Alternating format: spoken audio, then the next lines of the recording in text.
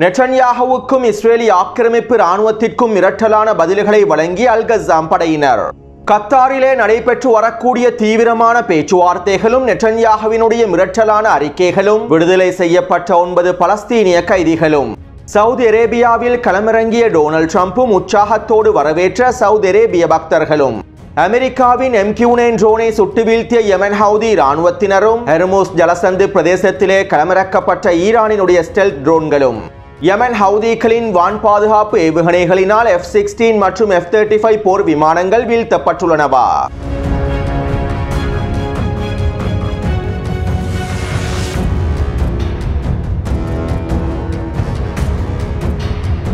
Yemen ஹவுதிகள் மீதான தாக்குதல்களை Donald Trump ஏன் அவசரமாக நிறுத்தினார் என்பது தொடர்பாக அமெரிக்க இராணுவ ஆய்வாளர்களில் ஒருவர் நியூயார்க் டைம்ஸ் ஊடகத்திலே அறிக்கைகளை வெளியிட்டுள்ளார். மேலும் குறித்த அறிக்கையிலே இவ்வாறு தெரிவிக்கப்பட்டுள்ளது. யெமன் ஹவுதிகளுக்கு எதிரான தாக்குதல்களில் அமெரிக்காவினுடைய போர் விமானங்களும் அமெரிக்காவினுடைய விமான படைகளும் இலக்குகளில் மேன்மை அடைவதற்கு தவறிவிட்டன. முன்னோடி இல்லாத விகிதத்திலே அமெரிக்காவினுடைய மிக முக்கியமான விலையுயர்ந்த ட்ரோன்களை யெமன் ஹவுதிகள் சுட்டு வீழ்த்தி வந்தார்கள். ஒரு வாரத்திற்கு 2 ட்ரோன்கள் வீதம் யெமன் ஹவுதிகள் அமெரிக்காவினுடைய ட்ரோன்களை சுட்டு வீழ்த்துவதற்கு ஆரம்பித்தார்கள். இதனால் முதலாவது மாதத்திலேயே $1 பில்லியன் அதிகமான நஷ்டத்தை அமெரிக்கா அடைந்து கொண்டது. அதிக செலவுகளோடு செங்கடல் பிரதேசத்திலே இந்த இராணுவ நடவடிக்கைகளை மேற்கொள்வதில் எந்தவிதமான நன்மையும் கிடைக்கப் போவதில்லை என அமெரிக்க கடற்படை தளபதிகளும் டொனால்ட் ட்ரம்புக்கு அறிக்கைகளை வழங்கியிருந்தார்கள். யெமன் ஹவுதிகளை முழுமையாக முடக்குவதற்காகவும் யெமன் ஹவுதிகளின் கட்டுப்பாட்டில் இருக்கக்கூடிய யெமன் பிரதேசங்களை கைப்பற்றுவதற்காகவும் யெமன் ஹவுதிகளுடைய 12 தலைவர்கள் தொடர்பான முக்கியமான உளவு தகவல்களை சவுதி அரேபியா அமெரிக்காவுக்கு வழங்கியது. யெமன் ஹவுதிகளின் முக்கியமான 12 தலைவர்கள் தொடர்பான பட்டியல்களையும் அவர்கள் தங்கியிருக்கக்கூடிய பிரதேசங்கள் தொடர்பான உளவு தகவல்களையும் சவுதி அரேபியா அமெரிக்காவுக்கு வழங்கியது.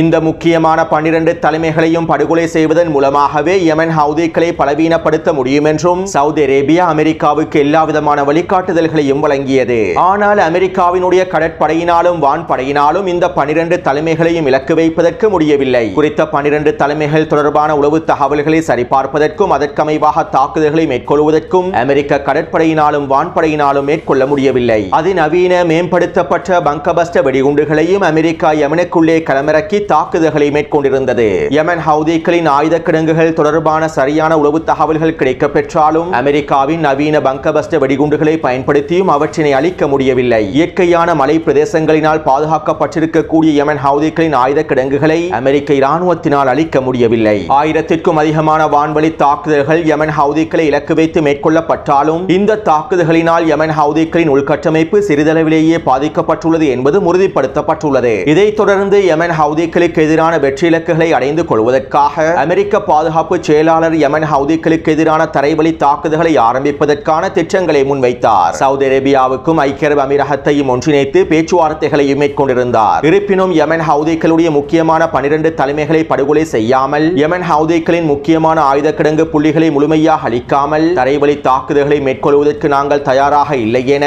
சவுதி அரேபிய தரப்பினரும் ஐக்கிய அரபு அமீரக தரப்பினரும் பின்வாங்கினார்கள். யெமன் ஹவுதிகளுக்கு எதிரான மிகப்பெரிய தரைவழி தாக்குதலை மேற்கொள்வதற்கு சவுதி அரேபியாவும் ஐக்கிய அரபு அமீரகமும் பின்வாங்கியது. இதனால் அமெரிக்க பாதுகாப்பு செயலாளர் குறித்த தரைவழி தாக்குதல் தொடர்பான திட்டத்தையும் கைவிட்டார். மேலும் யெமன் ஹவுதிகள் நவீன வான் பாதுகாப்பு ஏவுகணைகளையும் பயன்படுத்துகின்றார்கள். அவர்களிடம் இருக்கக்கூடிய நவீன வான் பாதுகாப்பு ஏவுகணைகள் தொடர்பான தகவல்கள் வெளிப்படுத்தப்படாவிட்டாலும் இந்த வான் பாதுகாப்பு ஏவுகணைகள் மூலமாக அமெரிக்காவின் F-16 போர் விமானங்களும் F-35 போர் விமானங்களும் இழப்புகளை சந்தித்துள்ளன. குறித்த போர் விமானங்களை இலக்கு வைத்து மேற்கொள்ளப்பட்டிருக்கக்கூடிய தாக்குதல்களினால் அமெரிக்க வான்படையிலும் இழப்புகள் ஏற்படுத்தப்பட்டுள்ளன. இருப்பினும் இந்த இலக்குகள் தொடர்பாக எந்தவிதமான தகவல்களும் வெளிப்படுத்தப்படவில்லை. அது மட்டுமல்லாமல் மிக முக்கியமான B-2 போம்பர் ஸ்டெல்த் விமானங்களையும் இலக்கு வைப்பதற்கு யெமன் ஹவுதி இராணுவத்தினர் தயாராகி இருந்தார்கள். எனவே இவ்வாறு அமெரிக்காவினுடைய போர் விமானங்களையும் அமெரிக்காவினுடைய ட்ரோன்களையும் யெமன் ஹவுதிகள் தொடர்ச்சியாக இலக்கு வைத்ததன் காரணத்திற்காகவே அவசரமாக யெமன் ஹவுதிகளோடு சமாதான பேச்சுவார்த்தைகள் மேற்கொள்ளப்பட்டது என்றும் அமெரிக்க இராணுவ ஆய்வாளர் குறித்த ஊடகத்திலே அறிக்கையில் தெரிவித்துள்ளார். அதாவது யெமன் ஹவுதிகளுடைய வான் பாதுகாப்பு ஏவுகணைகள் மூலமாக அமெரிக்காவினுடைய F-16 மற்றும் F-35 போர் விமானங்களும் இலக்கு வைக்கப்பட்டுள்ளது என்பதனையும் குறித்த அறிக்கையிலிருந்து எங்களுக்கு தெளிவாக புரிந்து கொள்ளலாம். அத்தோடு யமன் ஹவுதிகளோடு சமாதான ஒப்பந்தத்தினை மேற்கொண்டதற்கு பிறகு யமன் ஹவுதிகளை ஏமாற்றி யமன் ஹவுதிகளுடைய உளவு தகவல்களை பெற்றுக் கொள்வதற்கான முயற்சிகளை மேற்கொள்ளலாம் என அமெரிக்கா திட்டமிட்டுள்ளது. இதற்கமைவாகவே நேற்றிரவு அமெரிக்கா யமன் மீது MQ-9 ட்ரோன் ஒன்றினையும் களமிறக்கியுள்ளது. இருப்பினும் யமன் ஹவுதி ராணுவத்தினர் உச்ச எச்சரிக்கையிலேயே தற்போதும் இருக்கின்றார்கள். மேலும் அமெரிக்காவுடைய இந்த MQ-9 ட்ரோனையும் யமன் ஹவுதி ராணுவத்தினர் சுட்டு வீழ்த்தியுள்ளார்கள். இதற்கு பிறகு அமெரிக்கா மீண்டும் உளவு பார்ப்பதற்காக MQ-9 ட்ரோன்களை களமிறக்கினால் நாங்கள் அமெரிக்க கப்பல்களுக்கு எதிரான போர்க்கப்பல்களுக்கு எதிரான தாக்குதல்களை மீண்டும் ஆரம்பித்து விடுவோம் என்றும் யமன் ஹவுதிகள் மிரட்டலான எச்சரிக்கைகளையும் வெளியிட்டுள்ளார்கள். அத்தோடு யமன் ஹவுதி ராணுவத்தினர் இஸ்ரேலி ஆக்கிரமிப்பின் நெகவ் பிரதேசத்தின் இலக்கு வைத்து பாலிஸ்டிக் ஏவுகணை தாக்குதல் ஒன்றை மேற்கொண்டிருந்தார்கள். இருப்பினும் குறித்த பாலிஸ்டிக் ஏவுகணையை சவுதி அரேபியாவில் இருக்கக்கூடிய தாட் வான் பாதுகாப்பு அமைப்பானது சுட்டு வீழ்த்தி இருப்பதாகவும் தெரிவிக்கப்படுகின்றது. அடுத்து இஸ்ரேலி ஆக்கிரமிப்பு ராணுவம் தெற்கு லெபனான் பிரதேசத்திலே தொடர்ச்சியான வான்வழி தாக்குதல்களை மேற்கொண்டு வருகின்றது. இதற்கமைவாக இன்று காலை தெற்கு லெபனான் பிரதேசத்திலே ஒரு வாகனம் ஒன்றினை இலக்கு வைத்து ட்ரோன் தாக்குதல்களை மேற்கொண்டுள்ளது. இந்த தாக்குதலிலே ஹிஸ்புல்லா ராணுவத்தினுடைய அதிகாரி ஒருவர் படுகொலை செய்யப்பட்டிருப்பதாகவும் தெரிவிக்கப்படுகின்றது. அடுத்து தெற்கு சிரியா பிரதேசத்திலும் இஸ்ரேலி ஆக்கிரமிப்பு 3 வான்வழி தாக்குதல்களை மேற்கொண்டிருந்தது. மேலும் இஸ்ரேலி ஆக்கிரமிப்பு ராணுவம் தெற்கு சிரியா பிரதேசத்திலே நிலை கொண்டிருக்கக்கூடிய இஸ்ரேலி ஆக்கிரமிப்பின் தரைப்படையினரை மீளப்பெற்று குறித்த பிரதேசங்களில் ரிசர்வ் படைப்பிரிவுகளை களமிறக்கியுள்ளது. அதிகளவான ரிசர்வ் படை சிப்பாய்கள் காசாவின் களத்திற்கு திரும்புவதற்கான மறுப்பை தெரிவித்திருக்கக்கூடிய நிலைமையிலேயே இந்த ரிசர்வ் படைப்பிரிவுகளை சிரியாவிலும் தெற்கு லெபனான் எல்லை பிரதேசங்களிலும் களமிறக்கிவிட்டு குறித்த பிரதேசங்களில் இருக்கக்கூடிய தரைப்படைகளை காசாவிலே களமிறக்குவதற்கு இஸ்ரேலி ஆக்கிரமிப்பு ராணுவம் திட்டமிட்டு இஸ்ரேலி ஆக்கிரமிப்பு ஊடகங்கள் செய்திகளை வெளியிட்டுள்ளன. அடுத்து ஹெர்மோஸ் ஜலசந்தி பிரதேசத்திலே ஈரானிய தரப்பினர் பாதுகாப்பு நடவடிக்கைகளை அதிகப்படுத்தியுள்ளார்கள். மேலும் ஈரானினுடைய ஸ்டெல்த் வகை ட்ரோன்களும் ஹெர்மோஸ் ஜலசந்தியினுடைய வான்பரப்பில் களமிறக்கப்பட்டுள்ளன. கடந்த 2 நாட்களாக அமெரிக்காவினுடைய போர் கப்பல்களும் அமெரிக்காவினுடைய உளவு விமானங்களும் ஈரானினுடைய அணுசக்தி தளங்கள் தொடர்பான உளவு தகவல்களை பெற்றுக் கொள்வதற்காக பாரசீக வளைகுடாவிலும் ஹெர்மோஸ் ஜலசந்தி பிரதேசத்திலும் தொடர்ச்சியான வேலை திட்டங்களை முன்னெடுத்திருந்தன. இப்படியான நிலைமையிலேயே அமெரிக்காவினுடைய ஒவ்வொரு நகர்வுகளையும் அவதானிப்பதற்காகவும் கண்காணிப்பதற்காகவும் ஈரானிய தரப்பினரும் ஸ்டெல்த் வகை ட்ரோன்களை களமிறக்கியுள்ளார்கள். அதே போன்று இந்திய பெருங்கடலின் டியாகோ கிராஷியா தீவிலே இருக்கக்கூடிய அமெரிக்காவுடைய இராணுவ கட்டளை தளத்திலிருந்து அமெரிக்காவானது 6 B-2 போம்பர் விமானங்களை மீள பெற்றிருந்தது. இருப்பினும் தற்போது இந்த 6 B-2 போம்பர் விமானங்களுக்கு பதிலாக மாற்றீடாக B-52 போர் விமானங்களை களமிறக்கி இருப்பதாகவும் தெரிவிக்கப்படுகின்றது. மேலும் குறித்த தீவிலே இருக்கக்கூடிய அமெரிக்க இராணுவ தளமானது முழுமையான எச்சரிக்கையில் வைக்கப்பட்டிருப்பதாகவும் தெரிவிக்கப்படுகின்றது.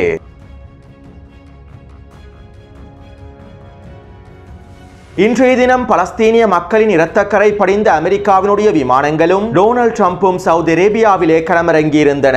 இதன்போது சவுதி அரேபிய பக்தர்கள் டொனால்ட் ட்ரம்புக்கு மிகப்பெரிய வரவேற்பை வழங்கியிருந்தார்கள். ட்ரம்பினுடைய வருகையை அழகுபடுத்துவதற்காகவும் அலங்கரிப்பதற்காகவும் சவுதி அரேபிய பக்தர்கள் பல வாரங்களாக பல வேலை திட்டங்களையும் முயற்சிகளையும் மேற்கொண்டு வந்தார்கள். எப்போது எங்களுடைய இமாம் சவுதி அரேபியாவுக்கு வருகை தருவார் என காத்துக் கொண்டிருந்தார்கள். இறுதியாக இன்றைய தினம் சவுதி அரேபிய பக்தர்களின் காத்திருப்புக்கு பதில் கிடைத்துள்ளது. டொனால்ட் ட்ரம்பை வரவேற்று சவுதி அரேபிய பக்தர்கள் உச்ச மகிழ்ச்சியையும் திருப்தியையும் அடைந்து கொண்டுள்ளார்கள். மேலும் டொனால்ட் ட்ரம்பை வரவேற்கக்கூடிய கண்கொள்ளா காட்சிகளை டெலிகிராம் சேனலில் பதிவிட்டுள்ளேன். இதே போன்று டொனால்ட் ட்ரம்பை வரவேற்பதற்காக ஐக்கிய அரபு அமீரக பக்தர்களும் கத்தாரிய பக்தர்களும் தயாராகிக் கொண்டிருக்கின்றார்கள். சவுதி அரேபியாவுக்கு போட்டியாக ஐக்கிய அரபு அமீரகத்தினுடைய பக்தர்களும் கத்தாரிய பக்தர்களும் ட்ரம்புக்கு பிரம்மாண்டமான வரவேற்பை வழங்குவதற்கு தயாராகிக் கொண்டிருக்கின்றார்கள். இதற்கமைவாக கத்தாரிய பக்தர்கள் டொனால்ட் ட்ரம்புக்கு $500 மில்லியன் பெறுமதி அளவிலான ஒரு போயிங் விமானத்தை பரிசாக வழங்குவதற்கு தயாராக இருப்பதாகவும் தெரிவிக்கப்படுகின்றது. மத்திய கிழக்கிற்கான விஜயத்திற்கு முன்பு நடைபெற்ற ஊடக சந்திப்பில் டொனால்ட் ட்ரம்ப் இவ்வாறு தெரிவித்திருந்தார். என்னுடைய மத்திய கிழக்கு விஜயமானது மிகப்பெரிய வரலாற்று முக்கியத்துவம் வாய்ந்த விஜயமாகவே அமையப் போகின்றது. அமெரிக்காவினுடைய பொருளாதாரத்திலும் குறித்த விஜயமானது மிக முக்கியமான இடத்தை பிடிக்கப் போகின்றது. மேலும் கத்தாரிய தலைமைகள் எனக்கு ஒரு விமானத்தினை பரிசாக வழங்குவதாக தீர்மானித்துள்ளார்கள். உண்மையில் நான் கத்தாரிய தலைமைகளை மதிக்கின்றேன். இதனால் இந்த பரிசை என்னால் ஏற்றுக்கொள்ளாமல் இருக்க முடியாது என டொனால்ட் ட்ரம்ப் தெரிவித்துள்ளார். இதே போன்று ஐக்கிய அரபு அமீரக பக்தர்களும் டொனால்ட் ட்ரம்புக்கு மிகப்பெரிய பரிசை வழங்குவதற்கு தயாராகி வருவதாகவும் குறிப்பிடப்படுகின்றது. இந்த பரிசானது டொனால்ட் ட்ரம்புக்கு ஆச்சரியம் வழங்கக்கூடிய பரிசாக இருக்க வேண்டும் என்பதற்காக குறித்த பரிசு தொடர்பாக எந்தவிதமான தகவல்களையும் அவர்கள் வெளியிடவில்லை என்றும் குறிப்பிடப்படுகின்றது. அடுத்து மத்திய கிழக்குக்கு விஜயம் செய்திருக்கக்கூடிய டொனால்ட் ட்ரம்பை வரவேற்கும் நோக்கத்தோடு இஸ்ரேலிய ஆக்கிரமிப்புக்குள்ளே பல பதாதைகள் காட்சிப்படுத்தப்பட்டிருந்தன. நாங்கள் எங்களுடைய ஜனாதிபதி டொனால்ட் ட்ரம்பை மத்திய கிழக்குக்கு வரவேற்கின்றோம், மேலும் இஸ்ரேலியர்கள் தயாராகவே இருக்கின்றார்கள், சவுதி அரேபியாவோடு இயல்பாக்கத்தினை ஏற்படுத்துவதற்கு தயாராகவே இருக்கின்றார்கள் என இஸ்ரேலிய ஆக்கிரமிப்பிலே பதாதைகள் பொறிக்கப்பட்டிருந்தன. மேலும் சவுதி அரேபியாவிலே களமிறங்கி இருக்கக்கூடிய டொனால்ட் ட்ரம்ப் சவுதி அரேபிய பக்தர்களோடு இஸ்ரேலிய ஆக்கிரமிப்புடனான இயல்பாக்க நிலைமை தொடர்பாக மிக முக்கியமான கலந்துரையாடல்களை மேற்கொள்வார் என்றும் எதிர்பார்க்கப்படுகின்றது. மத்திய கிழக்கு பிராந்தியத்திலே களமிறங்கி இருக்கக்கூடிய டொனால்ட் ட்ரம்ப் சவுதி அரேபிய பக்தர்களுக்கும் ஐக்கிய அரபு அமீரக பக்தர்களுக்கும் கத்தாரிய பக்தர்களுக்கும் தன்னுடைய ஆசீர்வாதத்தினை முழுமையாக வழங்குவார் என்று எதிர்பார்க்கப்படுகின்றது.